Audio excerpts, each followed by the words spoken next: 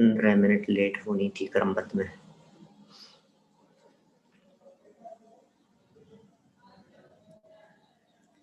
चलिए शुरू करते हैं। मंगलाचरण बोलो भाई।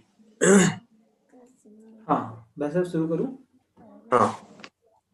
जो एक शुद्ध विकार वर्जित अचल परम पदार्थ है, जो एक ज्ञायक भाव निर्मल नित्य निज परमार्थ है, जिसके दर्श व जानने का नाम दर्शन ज्ञान है। हो नमन उस परमार्थ को, जिसमें चरण ही ध्यान है। निज आत्मा को जान कर पहचान कर जम कर अभी, जो बन गए परमात्मा पर्याय में भी वे सभी। वे साध्य है आराध्य है, आराधना के सार है।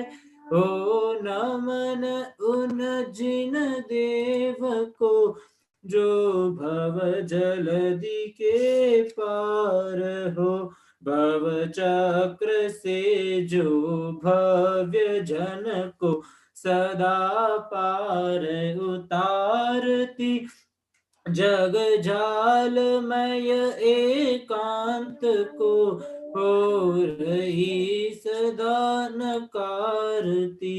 निज तत्व को पाकर भविक जिसकी उतारे आरती। नय चक्रमय उपलब्ध नित यह नित्य बोधक भारती।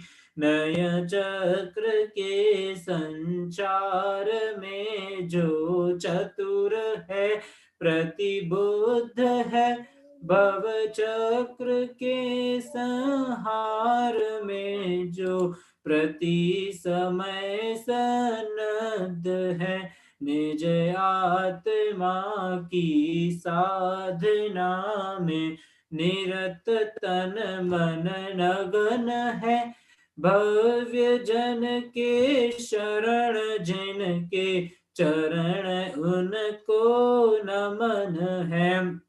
कर कर नमन निज भाव को, जिन जिन गुरु जिन वचन को, निज भाव निर्मल करन को, जिन वर कथित नय चक्र को।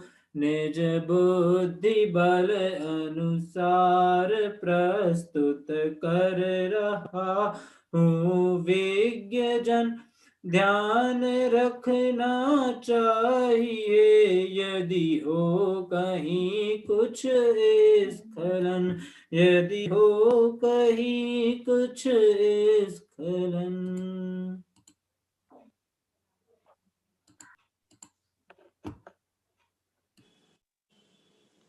हेलो। परम भाव प्रकाशक नए चक्र के आधार से यहाँ अपना विषय चल रहा था, और चलते हुए इस विषय में आप लोगों को ध्यान में ही है निश्चय के 4 प्रकार के भेदों की उपयोगिता बताई जा रही थी। 4 प्रकार के निश्चय किस तरह से उपयोगी हैं। सबसे पहले चर्चा शुरू की अशुद्ध निश्चय की उपयोगिता से, जिसमें यह बतलाया कि भैया तू पर का कर्ता नहीं है, पर की पर्यायों से तेरा किसी प्रकार का कोई संबंध नहीं है। जब ये बात हृदय में जच गई कि पर की पर्यायों का कर्ता धर्ता नहीं है, तो ये समझाया तू ही तेरा कर्ता धर्ता, तेरे राग का जिम्मेदार तू है, तेरे विकार का जिम्मेदार तू है, तेरी कषायों का जिम्मेदार तू है, तेरे सुख दुख का जिम्मेदार तू स्वयं है। जब इतनी सब बातें कही गई तो अशुद्ध निश्चय लागू हुआ। तुरंत एक देश शुद्ध निश्चय खड़ा हो गया और उसने कहा, अरे भले ही अशुद्धता तेरे में हुई हो, लेकिन तेरा स्वभाव नहीं है। अशुद्धता तेरे में उत्पन्न हुई हो लेकिन देखने लायक नहीं है। अशुद्धता दृष्टि हटा देने योग्य है, अशुद्धता से उपयोग हटा लेने योग्य है, और शुद्धता की तरफ लक्ष्य कर। ऐसा कहकर निर्मल पर्याय के साथ में क्षयोपशमिक भाव रूप स्वभाव पर्यायों के साथ में अभेदता स्थापित कराने का काम एक देश शुद्ध निश्चय ने नहीं किया। तुरंत यह बात कही गई कि क्षयोपशम ज्ञान का, इस क्षयोपशम से उत्पन्न होने वाली पर्यायों में दम क्या है? ये तो क्षणभंगुर है, नाशवान है। आज का क्षयोपशम ज्ञानी कल अज्ञानी हो सकता है, आज का क्षयोपशम संयमी कल असंयमी हो सकता है। ये श्रद्धा विचलित हो सकती है, सम्यक दृष्टि मिथ्या दृष्टि हो सकता है। इसलिए भैया पूर्णता के लक्ष्य से की गई शुरुआत सच्ची शुरुआत होती है। इसलिए अपने जीवन में पूर्णता का लक्ष्य करो, केवल ज्ञान रूपी पर्यायों को देखो। तुझमें तो अनंत ज्ञान अनंत दर्शन ऐसी पर्याय प्रकट हो, ऐसा तेरा स्वभाव है। क्षयोपशम नहीं, परिपूर्ण स्वभाव है। ऐसे परिपूर्ण स्वभाव के साथ अभेदता बताने वाला साक्षात शुद्ध निश्चय ने खड़ा हो गया। साक्षात शुद्ध निश्चय ने सादी अनंत पर्यायों को विषय करता है, लेकिन तुरंत बात खड़ी हुई कि भाई साहब, आप जिस निर्मलता की बात कर रहे हैं, भले ही वह निर्मलता सादी अनंत काल के लिए चलने वाली हो, लेकिन अनादि से तो नहीं है। मैं तो अनादि अनंत हूं। वे निर्मल पर्याय सादी अनंत है और मैं अनादि अनंत हूं। मैं तो वह तत्व हूं जिस तत्व में से ये निर्मल पर्याय निरंतर निकलती रहे निकलती रहे निकलती रहे, तो उसमें किसी भी प्रकार की कमी आने वाली नहीं है। उस तत्व की चर्चा करने वाला जो नय था वो परम शुद्ध निश्चय नय था।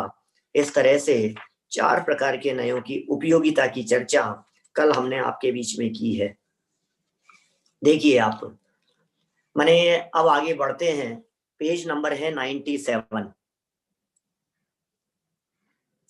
आज लाइव चैट शुरू है, बीच में भी कोई लिखेंगे तो वो मुझे दिख पाएगा। 97 नंबर पेज, 10 नंबर का प्रश्न, यदि निश्चय नहीं के इन भेदों को स्वीकार न करें तो आपका क्या कहना है? प्रश्न तो प्रश्न है, आपने तो कह दिया कि ये भेद कहे, अब हमने कह दिया कि नहीं माने तो नहीं माने, मत मानो, क्या करोगे? तो जवाब दे रहे हैं, सुनिए ध्यान से। यदि निश्चय नय के इन भेद प्रभेदों को आप कथनचित अस्वीकार करना चाहते हो तो कोई आपत्ति नहीं है, हमें भी इष्ट है। भाई साहब, कथनचित में तो कोई ऐतराज नहीं है, है ना?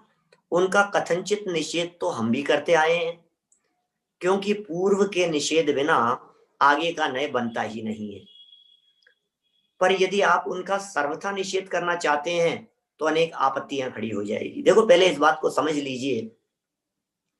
यदि कथनचित निषेध की बात करें तो अशुद्ध निश्चय का निषेध एक देश शुद्ध निश्चय ने कर ही दिया ना। अशुद्ध निश्चय को नहीं माना ना। पर्याय में मौजूद अशुद्धता को आखिर एक देश शुद्ध निश्चय ने स्वीकार नहीं कर रहा है ना। एक देश शुद्ध निश्चय द्वारा कही गई अपूर्ण शुद्धता की बात को आखिर साक्षात शुद्ध निश्चय ने मना कर ही दिया ना। साक्षात शुद्ध निश्चय ने जिस पूर्ण विकसित निर्मल पर्याय के साथ में अभेदता की बात कही, आखिर परम शुद्ध निश्चय ने उसका भी निषेध कर ही दिया था ना। तो कथनचित निषेध तो हम भी कर ही रहे हैं। अब आप कहेंगे साहब परम शुद्ध निश्चय नहीं, तो आपको ध्यान होगा यह बात भी पीछे कह दी गई थी कि वो परम शुद्ध निश्चय नय स्वयं का ही निषेध करता हुआ स्वयं निवृत्त हो जाता है। यहां से भी ऊपर दिखाई दे रही है लाइन, स्क्रॉल करने की जरूरत नहीं है। प्रश्न से ठीक ऊपर तीसरी लाइन देखिए, प्रश्न से ठीक ऊपर, वह सबका निषेध करके स्वयं निवृत्त हो जाता है। क्या वो सबका निषेध करता है और स्वयं निवृत्त हो जाता है? कौन? परम शुद्ध निश्चय ने, वो भी निवृत्त हो गया है। इसका मतलब उसका भी तो निषेध हो गया है। जब अनुभव का काल होता है, जब शुद्धोपयोग होता है, जब शुद्ध आत्म स्वभाव में उपयोग एकाग्र होता है, तो स्वयमेव ही परम शुद्ध निश्चय रूपी विकल्प भी अभाव को प्राप्त हो जाते हैं। तो यहाँ इतना तो सिद्ध कर दिया कि आप यदि कथनचित इनको स्वीकार नहीं करते हो तो हमें कोई ऐतराज नहीं है, आप कथनचित निषेध करते हो हमें कोई ऐतराज नहीं है, पर यदि आप उनका सर्वथा निषेध करेंगे तो अनेक आपत्तियां खड़ी हो जाएंगी। आप देखिए आगे 98 नंबर पेज। अशुद्ध, देखो आपत्तियां बता रहे हैं। अशुद्ध निश्चय नय के सर्वथा निषेध से आत्मा में राग आदि रहेंगे ही नहीं। आप तैयार हैं क्या इस बात के लिए? ऐसा होने पर आश्रव, बंध, पुण्य और पाप तत्व का अभाव हो जाने से संसार का ही अभाव हो जाएगा। माने अशुद्ध निश्चय ने तो ये कह रहा है कि भाई साहब अशुद्धता है, स्वीकार करो, राग द्वेष आपके हैं, इस बात को स्वीकार करो। अब यदि अशुद्ध निश्चय को नहीं माना जाए, इसका मतलब अशुद्धता देखने वाला दृष्टिकोण उड़ा दिया गया। अशुद्ध निश्चय को नहीं माना, इसका मतलब क्या हुआ? अशुद्धता देखने वाला दृष्टिकोण उड़ा दिया गया, यही अर्थ हुआ ना। अब जब आपने अशुद्धता देखने वाला दृष्टिकोण ही उड़ा दिया तो फिर अशुद्धता दिखेगी ही नहीं, फिर पुण्य पाप आश्रय बंध सब खत्म हो जाएंगे, संसार दशा का अभाव हो जाएगा। संसार का अभाव होने से मोक्ष का भी अभाव हो जाएगा, क्योंकि मोक्ष संसार पूर्वक ही तो होता है, क्योंकि निश्चयवासी जैसी स्थिति हो जाएगी। ठीक है, देखिए दूसरे रागातिक भाव भी आत्मा से वैसे ही भिन्न सिद्ध होंगे जैसे कि अन्य परद्रव्य। बोलो, रागादि भाव आत्मा से वैसे ही भिन्न सिद्ध होंगे जैसे अन्य परद्रव्य, जो कि प्रत्यक्ष से विरुद्ध है। मृत्यु के बाद देहादि पर पदार्थ यहां रह जाते हैं, पर राग द्वेष साथ जाते हैं। बोलो क्या करें? ऐसे राग द्वेष छूट जाएंगे तो क्या होगा? क्या राग द्वेष को इस तरह से पृथक सिद्ध किया जा सकता है क्या? क्या राग द्वेष को इस तरह से बिल्कुल अलग माना जा सकता है क्या? ऐसा कैसे होगा? हम कैसे राग द्वेष को इतना अलग मान सकते हैं? बोले जैसे शरीर छोड़ के चला जाता है ऐसे राग द्वेष भी छोड़ करके जाना पड़ेगा, जबकि ऐसा तो संभव होता नहीं है। राग द्वेष तो साथ जाते हैं, विकारी भाव तो साथ जाते हैं आपके। आपने जो विकार किया है उसके फल को आपको ही भोगना पड़ेगा। तो इस तरह से यदि अशुद्ध निश्चय को नहीं मानेंगे तो कितनी बड़ी प्रॉब्लम खड़ी हो जाएगी, संसार के नष्ट होने का प्रसंग आएगा। सोचो आप, संसार दशा सिद्ध नहीं होगी, हम मानव हैं ये सिद्ध नहीं कर पाएंगे। और मुझे एक बात बतला दीजिए, आपने तो कह दिया कि क्या दिक्कत है उसमें, ठीक है कोई बात नहीं, तो आपके प्रकट राग द्वेष दिखाई दे रहे हैं, उनका क्या होगा? राग द्वेष तो हमारे चौड़े ही दिख रहे हैं और आप कह रहे हो नहीं है, तो साफ सफेद झूठ जैसी बात हो जाएगी ना।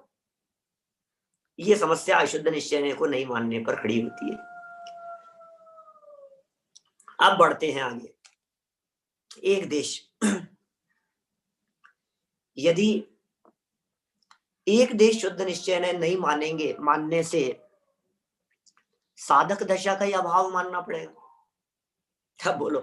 क्योंकि एक देश शुद्ध निश्चय नहीं तो साधकों की चर्चा करता है। हम सब जानते हैं एक देश शुद्ध निश्चय ने चौथे से 12वें गुणस्थान तक की बात करता है।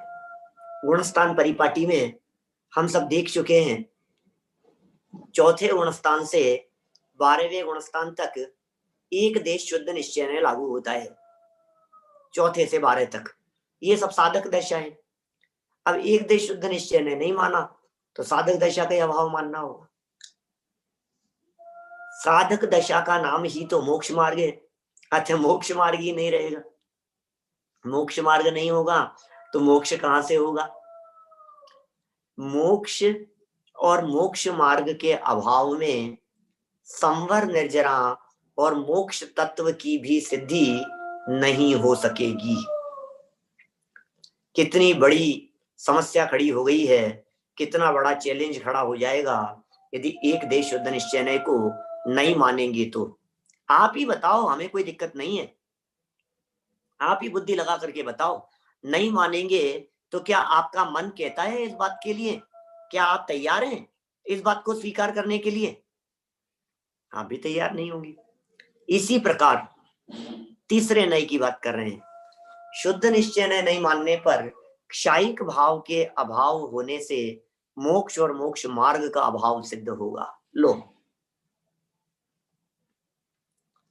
क्योंकि फिर तो एकमात्र परम भाव ग्रही शुद्ध नहीं रहेगा और उसकी दृष्टि से तो बंध मोक्ष है ही नहीं। अब क्या होगा? आप साक्षात को भी नहीं मान रहे हो तो क्या होगा? क्या वस्तु के शुद्ध स्वरूप का ही पता नहीं चलेगा? क्या परिपूर्ण निर्मल पर्यायों का पता नहीं लगेगा? आत्मा का स्वभाव क्या है, शक्तियां कैसी है, कैसी स्थिति प्रकट होगी, कुछ पता नहीं लगेगा। क्षायिक भाव नहीं होगा, क्षायिक भाव के बिना तो मोक्ष मार्ग की पूर्णता होती नहीं। मार्ग की पूर्णता और मंजिल की प्राप्ति तो क्षायिक भाव के बिना होती नहीं है। तो कैसी स्थिति बन जाएगी? तो अकेला परम भावग्राही रह जाएगा, बस परम शुद्ध निश्चय में रह जाएगा। और परम शुद्ध निश्चय में रह जाएगा तो वो तो बंध मोक्ष मानता ही नहीं है। लो, आपको ध्यान होगा पीछे एक गाथा पढ़ी थी अपन ने, नवी उपजे नवी मरे बंधु न मोक्ष करे, न उत्पन्न होता है न मरता है, और बंधन भी नहीं होता है, मोक्ष भी नहीं होता है। इतनी इतनी तरह की परिस्थितियां जब खड़ी होगी तो आप भी कहेंगे कि यार मानना ही पड़ेगा। और सुनो आगे, दूसरी बात यह कि परम शुद्ध नय के विषयभूत त्रिकाली शुद्धात्मा के स्वरूप का निश्चय भी शुद्ध नय के विषयभूत क्षायिक भाव रूप प्रकट पर्यायों के आधार पर होता है। लोग क्या कहना है? परम शुद्ध निश्चय का निर्णय करो भैया, परम शुद्ध निश्चय के विषयभूत वस्तु का निर्णय करो, आत्मा का निर्णय करो, तत्व का निर्णय करो, मूल द्रव्य मूल तत्व का निर्णय करो। तो बोले कैसे करें निर्णय? क्षायिक भाव के आधार पर ही होगा उसका निर्णय। सिद्ध समान सदा पद मेरों में आत्मा के त्रिकाली स्वभाव को सिद्ध पर्याय के समान परिपूर्ण ही तो बताया गया है। माने त्रिकाली स्वभाव कैसा है? बोले जैसा सिद्ध भगवान की निर्मल पर्याय हैं वैसा है। तो मिलान किससे करेंगे, देखेंगे कैसे? अतः यदि क्षायिक भाव को विषय बनाने वाले शुद्ध नय को स्वीकार न करेंगे तो फिर परम शुद्ध नय के विषयभूत त्रिकाली द्रव्य का निर्णय कैसे होगा? माने कितना सुंदर ढंग से इस बात को सिद्ध कर रहे हैं, समझा रहे हैं। आप परम शुद्ध निश्चय के विषय का निर्णय नहीं कर पाएंगे, आप द्रव्य का निर्णय नहीं कर पाएंगे, आप वस्तु की शक्तियों का निर्णय नहीं कर पाएंगे। जैसे मान लीजिए सर्वज्ञत्व नाम की शक्ति है, त्रिकाल है सर्वज्ञत्व शक्ति, तो द्रव्य स्वभाव में है। अब कोई व्यक्ति पूछे कि भाई ये सर्वज्ञत्व शक्ति क्या होती है, तो आप कैसे बताएंगे? हमें बताना पड़ता है क्षायिक भाव के आधार पर, हमें बताना पड़ता है केवल ज्ञान के आधार पर, हमें बताना पड़ता है सिद्ध भगवान लोकालोक को जानते हैं, और जैसा सिद्ध भगवान लोकालोक को जानते हैं वैसी शक्ति वर्तमान में भी हमारे में मौजूद है। तो परिचय और तुलना वहां से सिद्ध भगवान से कराई तब अच्छा इसका जैसा हो। आपको आपके कपड़े की सफेदी के बारे में बताते हुए कोई दूसरे की सफेद कपड़े का उदाहरण देकर के बतलाए तो ऐसा हो जाएगा। अच्छा, ये जितने ऐड आते हैं ना, मोटापे से पतले वाले, पतले से मोटे वाले, हैं सर में बाल लगा देने वाले, ये जितने भी ऐड आते हैं ये क्या आते हैं, ये क्या बताते हैं? हमें तो इन चीजों में उलझना नहीं है, उलझना भी नहीं चाहिए एक आत्मार्थी व्यक्ति को इन सब चीजों में। देह से दृष्टि हटा करके अपने ज्ञायक पर दृष्टि देनी चाहिए। तो क्या दम है इन सब बातों में? लेकिन जितने एडवर्टाइजमेंट दिखाते हैं वो क्या बताते हैं? वो ये कहते हैं देखो ये ऐसा था और ऐसा हो जाएगा। तो जब तक ऐसा हो जाएगा ये नहीं बताएं तब तक उसे मजा नहीं आता उसमें। तब तक उसको फीलिंग नहीं आती। अब हम कहें कि भैया तुम सर्वज्ञ हो जाओगे, सर्वज्ञ हो जाओगे, सर्वज्ञता की शक्ति है, तो बताओ तो सही कैसा? बोले महावीर भगवान जैसा। बोले अच्छा, अब समझ में आई, महावीर भगवान जैसा, तो इसको समझ में आती है। तो सारी बातें भगवान के आधार पर जो बताई जा रही है वो तुलना करके बतलाई जाती है, तो समझ में आती है। बिफोर एंड आफ्टर की बात है, ऐसा ही है अवनीश भाई। बोलो, पहले ऐसा और बाद में ऐसा, ऐसा था और ऐसा हो जाए।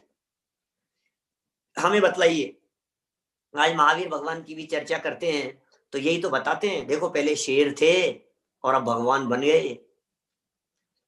पार्श्वनाथ भगवान की बात करते हैं तो देखो पहले हाथी की पर्याय में थे, अब देखो भगवान बन गए। तो ये जब पशु से परमेश्वर बन सकते हैं तो तू नर मनुष्य होकर के परमात्मा क्यों नहीं बन सकता है? आराम से बन सकता है। तो देखिए आगे, अतः यदि सर्वलोप की इस महान आपत्ति से बचना चाहते हो तो ऐसे एकांत का हठ मत करो। भैया क्यों निषेध करना चाहते हो, क्यों हटाना चाहते हो? इन नयों के भेद प्रभेदों को क्यों नहीं मानना चाहते हो? नहीं मानोगे तो हमने आपको बतला दिया, इतनी समस्याएं खड़ी हो जाएगी, आपकी संसार दशा का अभाव हो जाएगा। आप मत हो जाओ तैयार, हमें क्या करना है? न संसार दशा होगी, न मोक्ष मार्ग होगा, न मुक्ति होगी, न स्वभाव का परिचय होगा। इतनी बड़ी समस्याएं इन निश्चय नहीं के भेद प्रभेदों को नहीं मानने से खड़ी होगी। यदि आप इतनी बड़ी समस्या से बचना नहीं चाहते हैं तो फिर स्वीकार कीजिए इनको। अच्छा, इनको नहीं मानने से इतनी समस्याएं खड़ी हो जाती है, तो फिर सुनो, यदि ऐसी बात है तो आप कथनचित निषेध भी क्यों करते हो? बोलो क्या करें, क्या कहना है? यदि ऐसी बात है तो आप कथनचित निषेध भी क्यों करते हो? फिर आप क्यों निषेध कर रहे हो? कथनचित निषेध भी मत करो आप। भैया यदि कथनचित भी निषेध न करें तो अनादि का छिपा हुआ त्रिकाली परम तत्व छिपा ही रहेगा। बोलो, निषेध तो करना पड़ेगा, कथनचित निषेध तो करना पड़ेगा। क्या वह हमारी दृष्टि का विषय नहीं बन पाएगा? समझ में आ रही है बात? कथनचित भी निषेध न करें तो अनादि का छिपा हुआ त्रिकाली परम तत्व छिपा ही रहेगा, दृष्टि का विषय नहीं बन पाएगा। जब वह दृष्टि का विषय नहीं बनेगा तो मोक्ष मार्ग का आरंभ भी नहीं होगा। जब मोक्ष मार्ग का आरंभ नहीं होगा तो मोक्ष कैसे होगा? बोलो आप ही बतलाइए क्या करना है। आपने तो कह दिया कि नहीं नहीं बिल्कुल भी निषेध मत करो। अरे बिना निषेध के आगे बढ़ेंगे कैसे? आप तो ये कह रहे हो हमें 10th क्लास पास करनी है, आप फर्स्ट सेकंड थर्ड फोर्थ आदि कक्षाओं का निषेध मत करो, तो बैठे रहो फर्स्ट कक्षा में, आगे कैसे बढ़ोगे? भैया उन्हें आगे बढ़ाने के लिए वहां से कदम बढ़ाने ही पड़ेंगे, उसे छोड़ना ही पड़ेगा। जब तक उस पोजीशन को छोड़ेगा नहीं तब तक आगे बढ़ नहीं सकता है। इस प्रकार हम देखते हैं कि कथनचित निषेध नहीं करने से भी वे ही आपत्तियां खड़ी हो जाती हैं कि कथनचित निषेध नहीं, जो कथनचित निषेध करने से होती थी, बिल्कुल वो की वो आपत्तियां खड़ी हो गई। जैसी आपत्तियां पहले बतलाई थी वैसी आपत्तियां दोबारा खड़ी हो जाएगी। मोक्ष मार्ग प्रकट नहीं होगा, इससे ज्यादा बड़ी और क्या समस्या बतला सकते हैं? सबसे बड़ी समस्या तो यही है कि मोक्ष मार्ग प्रकट नहीं हो पाएगा। आपको उन्हें सर्वथा भी निषेध नहीं करना है और कथनचित निषेध करने से चूकना भी नहीं है। ये बैलेंस जरूरी है। नाव में बैठेंगे भी लेकिन नाव में बैठे ही नहीं रहेंगे, बैठेंगे भी और किनारे पर आने पर उतरेंगे भी। यही कहना चाह रहे, बैठना भी और उतरना भी, यही है जनवाणी माँ का कथन। अब देखो ये जो आपत्तियां कह रहे हैं ना, ये इन आपत्तियों के बारे में ही फिर एक प्रश्न उठा दिया। प्रश्न, कथनचित भी निषेध न करने से त्रिकाली तत्व दृष्टि का विषय क्यों नहीं बनेगा? ये बतलाओ। क्या कह रहे हैं? यदि आपने कथनचित भी निषेध न करने से, ये क्या कह रहे हैं? कथनचित भी निषेध न करने का मतलब हो गया सर्वथा सद्भाव। वो पॉइंट समझना, शब्द शब्द ख्याल में आ रहे हैं कि नहीं, क्या कहना चाह रहे हैं? कथनचित भी निषेध नहीं करने का मतलब 100% सद्भाव, पूरी तरह से मानो उसको। इससे त्रिकाली तत्व दृष्टि का विषय क्यों नहीं बन पाएगा, और सर्वथा निषेध से होने वाली आपत्तियां कैसे खड़ी हो जाएंगी? बोलो भाई। यह बात तो 9वें प्रश्न के उत्तर में विस्तार से स्पष्ट की जा चुकी है कि एक देश शुद्ध निश्चय ने अशुद्ध निश्चय ने का तथा शुद्ध निश्चय ने एक देश शुद्ध निश्चय ने का निषेध करता हुआ उदित होता है। अभी तो कह तो दिया था पहले, एक दूसरे का निषेध करते हुए उत्पन्न होते हैं। इसी प्रकार परम शुद्ध निश्चय ने भी शुद्ध निश्चय का अभाव करता हुआ उदय को प्राप्त होता है और अंत में स्वयं निवृत्त हो जाता है। तब आत्म साक्षात्कार होता है, आत्मानुभूति प्रकट होती है। माने ये आत्मानुभूति प्रकट करने की प्रक्रिया है, हमने तुम्हारे को पहले ही बता दिया था। अब तुम्हें फिर भी बात समझ में नहीं आ रही है? बात तो ऐसी ही है, इसके बिना पार पड़ने वाली नहीं है। आत्मानुभूति, आत्म साक्षात्कार इसी प्रक्रिया से होता है। यदि कोई व्यक्ति अपने वर्तमान पर्याय में रागादि को स्वीकार ही नहीं करे तो फिर किसके अभाव का प्रयत्न करेगा? बोलो। पहले स्वीकार तो करो कि मैं मिथ्या दृष्टि हूं, पहले स्वीकार तो करे कि मैं अज्ञानी हूं, पहले इस बात की स्वीकृति तो हो कि मैं अल्पज्ञ हूं, इस बात की स्वीकृति तो हो कि मेरे वर्तमान पर्याय में राग द्वेष है। इस स्वीकृति पूर्वक यदि निषेध किया जाता है तो बात जचने वाली होती है, और इस स्वीकृति के बिना यदि निषेध किया जाता है तो फिर बात जचने वाली नहीं होती है, फिर जचेगी नहीं बात। माने बहुत सरल शब्दों में कुल मिलाकर के ये बात स्पष्ट कर दी गई है कि आत्मानुभूति प्रकट करने के लिए जिस आत्मानुभूति को आत्म साक्षात्कार कह करके पुकारा जाता है, उस आत्म साक्षात्कार के लिए, उस आत्मानुभूति को प्रकट करने के लिए ये प्रक्रिया है। अतः यदि हम उन्हें कथनचित भी निषेध स्वीकार न करें तो फिर आत्मानुभूति कैसे प्रकट होगी? बोलो। आप उसका कथनचित भी निषेध नहीं करेंगे तो आत्मानुभूति होगी कैसे? आत्मानुभूति प्रकट होने की प्रक्रिया तो उत्तर निषेध की प्रक्रिया ही है। भाई देखिए, मैं आपको सीधी सी बात कहता हूं, आत्मानुभूति प्रकट करने के लिए पहले दृष्टि हटाओ पर पदार्थों से, सबसे पहला काम है। पर और पर्याय से दृष्टि हटाओ। आत्म अनुभव करना है ना, अपने स्वभाव को देखना है, तो पहले तो पर से दृष्टि हटाओ। फिर आ गए राग पर, फिर बोले अपने रागादि विकार से भी दृष्टि हटाओ, है ना? या और पहले बात करो तो द्रव्य कर्म से दृष्टि हटेगी, फिर रागादि विकार से दृष्टि हटाओ, फिर रागादि विकार से दृष्टि हटा करके कहो मैं तो जानने वाला हूं, देखने वाला हूं। अंदर बढ़ेंगे ना धीरे धीरे, ज्ञाता दृष्टा हूं। तो ऐसे ज्ञाता दृष्टापन से अंदर बढ़ते बढ़ते अपने स्वभाव की परिपूर्णता को लक्ष्य में लो, और उस परिपूर्णता को लक्ष्य में लेते लेते भी उस परिपूर्णता संबंधी जो विकल्प हैं वे विकल्प टूट जावे और निर्विकल्प आत्मा की अनुभूति हो। ये प्रक्रिया है, इस प्रक्रिया से आत्मानुभूति होती है। पर द्रव्यंते भिन्न आप में रुचि, यह आत्मानुभूति की प्रक्रिया बतला रहे हैं ना। पर द्रव्यन से भिन्न आप में रुचि, आखिर ये क्या प्रक्रिया है? ये कैसी प्रक्रिया है? ये निषेध की प्रक्रिया है, ये आत्मानुभूति करने की प्रक्रिया बतला रहे हैं, ये आत्म साक्षात्कार की स्थिति बतला रहे हैं। हो गया ना? अतः यदि हम उन्हें कथनचित भी निषेध स्वीकार न करें तो फिर आत्मानुभूति कैसे प्रकट होगी? आत्मानुभूति प्रकट होने की प्रक्रिया तो उत्तर निषेध की प्रक्रिया ही है। ये तो निषेध की प्रक्रिया है भाई साहब। निषेध करते चले जाओ, ऊपर बढ़ते चले जाओ, आगे बढ़ते चले जाओ। आपको ध्यान होगा पंचाध्यायीकार जो हमारे पांडे राजमल जी साहब हैं, उन्होंने तो निश्चय का लक्षणी न तथा बनाया था। निश्चय किसे कहते हैं? बोले न तथा, न तथा, न तथा। न तथा माने ऐसा नहीं है, ऐसा नहीं है, ऐसा नहीं है, ऐसा नहीं हो सकता। तो ये निषेध करते करते अंदर जब पहुंचते हैं तो वो प्रक्रिया है वास्तव में निषेध करने की प्रक्रिया, आत्मानुभूति की प्रक्रिया। क्या बढ़े आगे?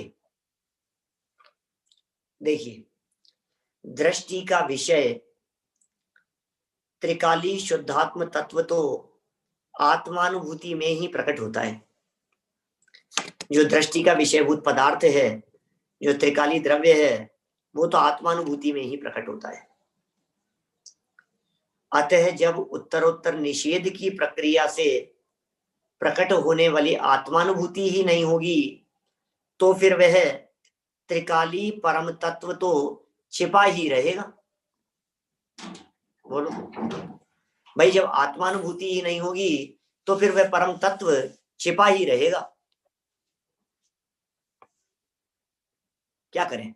उपाय क्या है हमारे पास में? एक ही उपाय है कि वो छिपा नहीं रहे, इसका प्रयास करो आप। तथा जब आत्मानुभूति ही प्रकट नहीं होगी तो मोक्ष मार्ग भी नहीं बनेगा, क्योंकि मोक्ष मार्ग का आरंभ तो आत्मानुभूति की दशा में ही होता है। जब मोक्ष मार्ग ही नहीं बनेगा तो मोक्ष कहां से होगा? माने एक के बाद एक समस्याएं खड़ी होती जाती है, एक के बाद एक प्रॉब्लम्स खड़ी होती जाती है। आप इस बात को अत्यंत प्रैक्टिकल देखने का प्रयत्न करें। ये जो बात कह रहे हैं, आत्मानुभूति के बिना मोक्ष मार्ग नहीं होता, मोक्ष मार्ग के बिना मोक्ष नहीं होगा।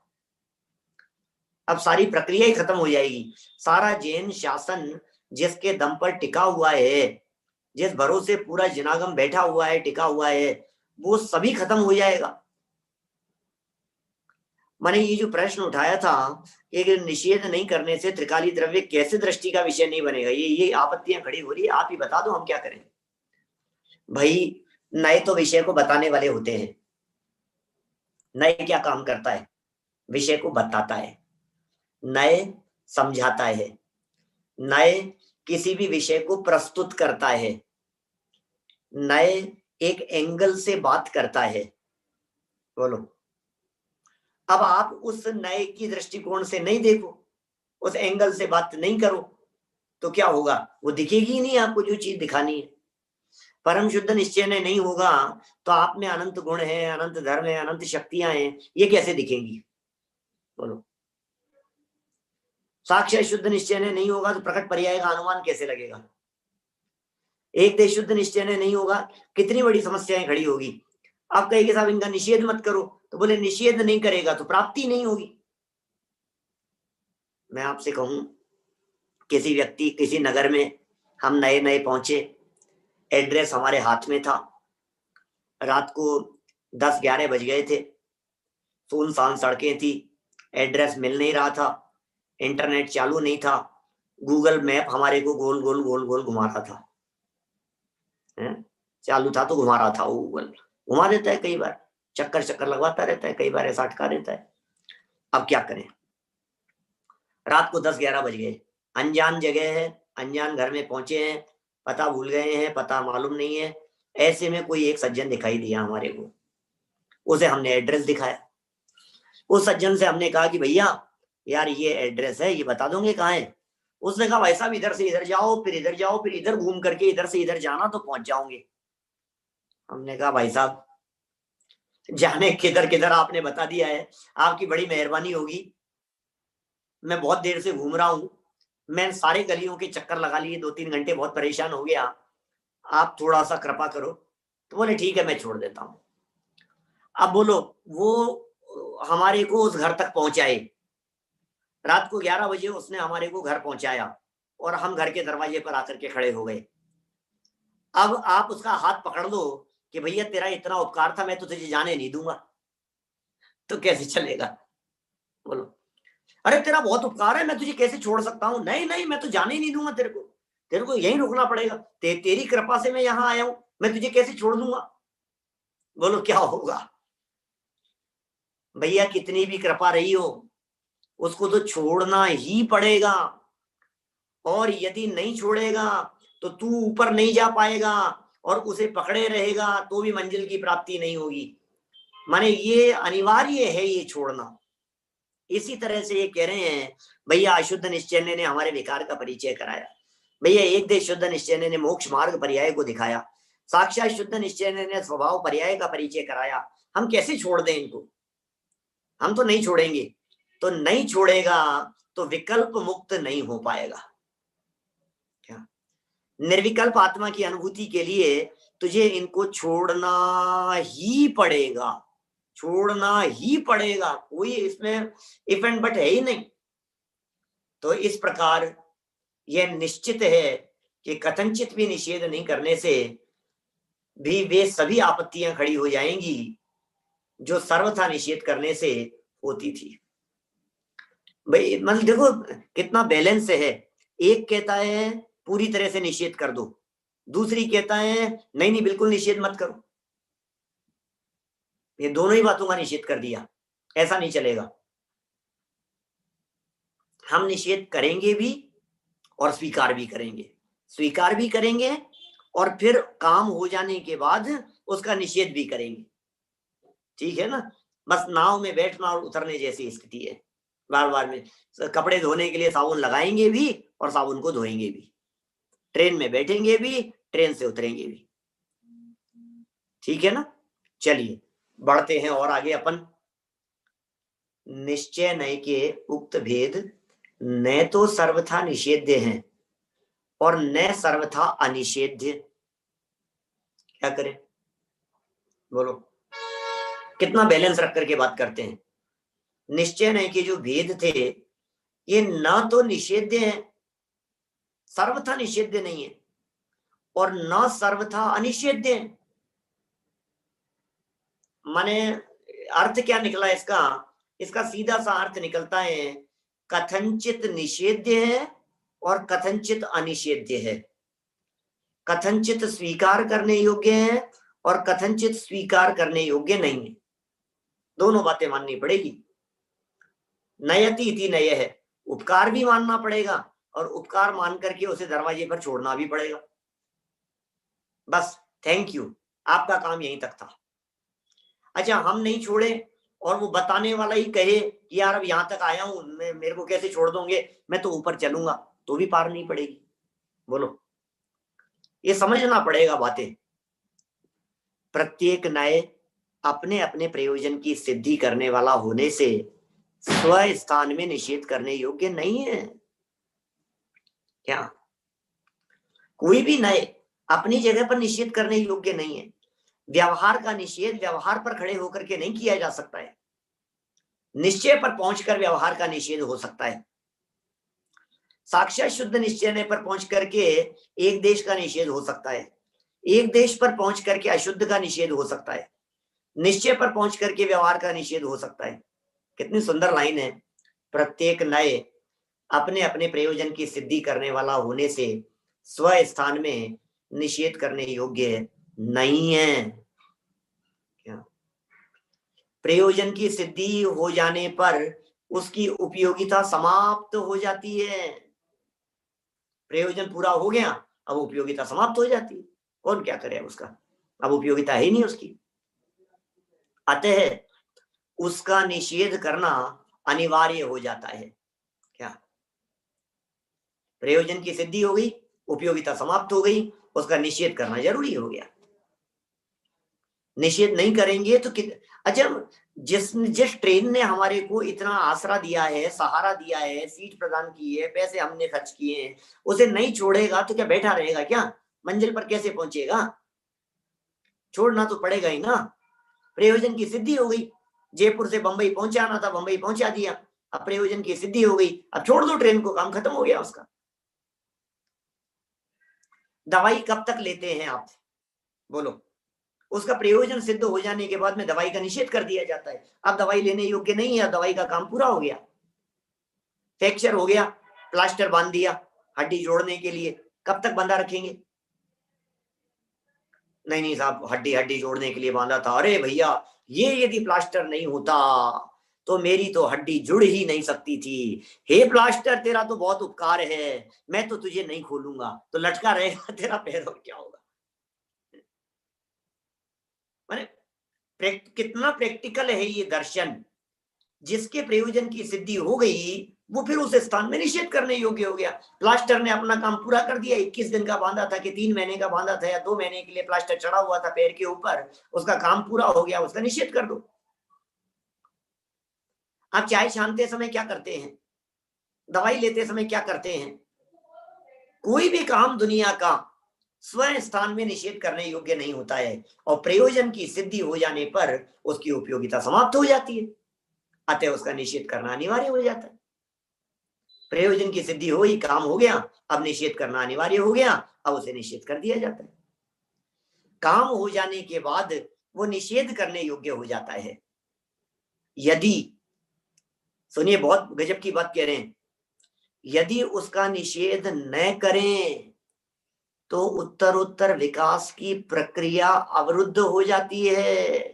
लो, मत करो अशुद्ध निश्चय का निषेध, कोई बात नहीं, विकास ही नहीं हो पाएगा, आप आगे बढ़ ही नहीं पाएंगे। यदि आपको आगे बढ़ना है, उत्तर उत्तर आगे बढ़ना चाहते हैं, यदि विकास की प्रक्रिया में आगे बढ़ना चाहते हैं, तो आपको निषेध करना ही होगा। अतः उसका निषेध करना अनिवार्य हो जाता है। देखिए मैं आपको बात बतलाऊं, ये जितने लोगों के प्रमोशन होते हैं, जो लोग जॉब में होते हैं, क्या के ट्रांसफर बहुत होते हैं, बैंक में है, ऑफिसर है, मान लीजिए मैनेजर है, फिर मैनेजर के ऊपर, फिर और ऊपर, फिर और ऊपर, कई ब्रांच उनके अंडर में है, फिर रीजनिंग हेड हो गया, फिर और हो गया, फिर और आगे बढ़ गए, मतलब जो जितने उनके लेवल हैं, तो उनके ट्रांसफर होते रहते हैं उनके। अब वो ये कहें कि आगे तो बढ़ूंगा लेकिन छोड़ूंगा नहीं, तो कैसे चले भाई? तुझे आगे बढ़ने के लिए, तेरी इस विकास की प्रक्रिया के लिए तुझे को ये निषेध अनिवार्य हो जाता है। यदि तू उसका निषेध नहीं करेगा तो तेरे विकास की प्रक्रिया अवरुद्ध हो जाएगी। बोलो, आप वो क्या कहते हैं, आप मैनेजर बन जाएंगे, आपका ट्रांसफर किया जाता है कि नहीं साहब मुझे प्रमोशन नहीं लेना है, तो कोई बात नहीं, बैठे रहो आप। बोलो क्या होता है फिर? ऐसी सुनी होगी ना आपने चर्चाएं समाज में, सब तरफ सब लोग आस पड़ोस में दिखते हैं सब कि नहीं नहीं साहब हमें तो ट्रांसफर नहीं चाहिए, तो फिर प्रमोशन नहीं मिलेगा। कोई बात नहीं साहब, मैं तो यहाँ संतुष्ट हूँ, मुझे ट्रांसफर नहीं लेना है, मुझे प्रमोशन नहीं चाहिए। तो यहाँ कितना सुंदर लिख दिया, उसका निषेध नहीं करें तो विकास की प्रक्रिया अवरुद्ध हो जाती है। आप अशुद्ध निश्चय का निषेध नहीं करेंगे तो एक देश पर नहीं पहुंचेंगे, एक देश मतलब मार्ग का निषेध नहीं करेंगे तो मंजिल तक नहीं पहुंचेंगे। आप उस मंजिल को देखते रहेंगे तो विकल्प खड़े होते रहेंगे, विकल्पों का निषेध नहीं होगा। जब तक विकल्पों का निषेध नहीं होगा तब तक विकल्पातीत आत्मा की अनुभूति नहीं होगी। ठीक है ना? तो अतः तत्संबंधी, आगे बढ़ रहा हूं, अतः तत्संबंधी प्रयोजन की सिद्धि हो जाने पर, क्या काम सिद्ध हो जाने पर आगे बढ़ने के लिए, आगे के प्रयोजन की सिद्धि के लिए पूर्व कथित नए का निषेध एवं आगे के नए का प्रतिपादन इष्ट हो जाता है। क्या पूर्व कथित नए का निषेध हो जाता है, आगे के नए का प्रतिपादन हो जाता है, प्रयोजन की सिद्धि हो जाती है।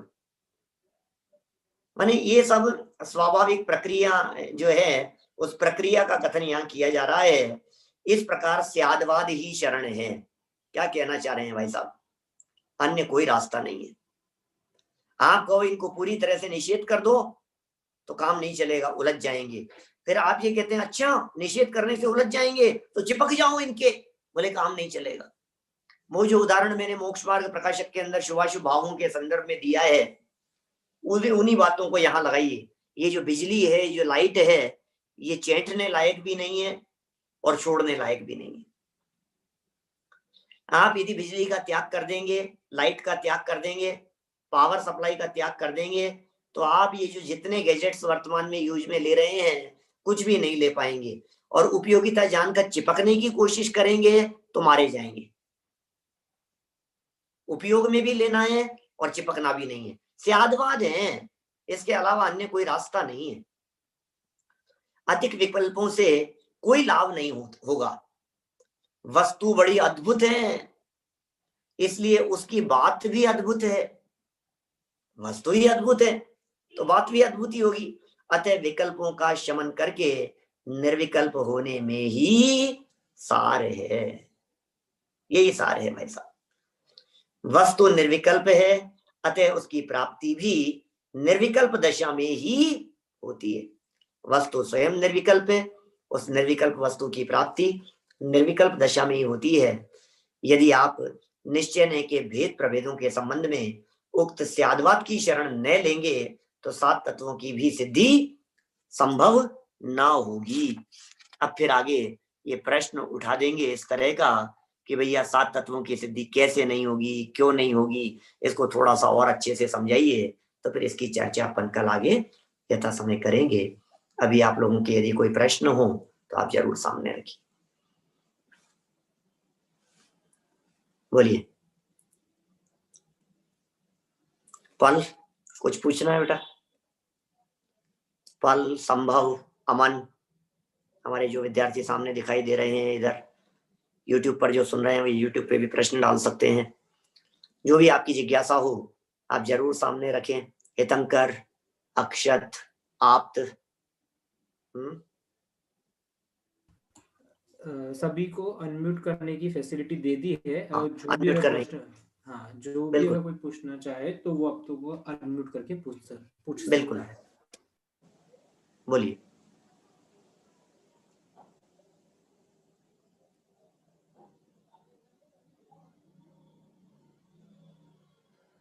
नहीं है कोई भी प्रश्न?